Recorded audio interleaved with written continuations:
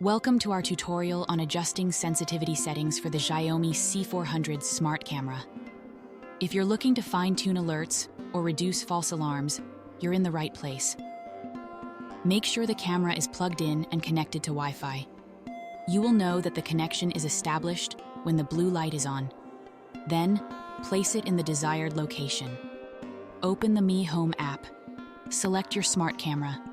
Go to the Settings menu by tapping on the three dots in the top right corner.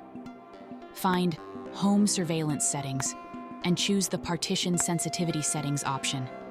Set the sensitivity to Low for fewer alerts or High for increased responsiveness.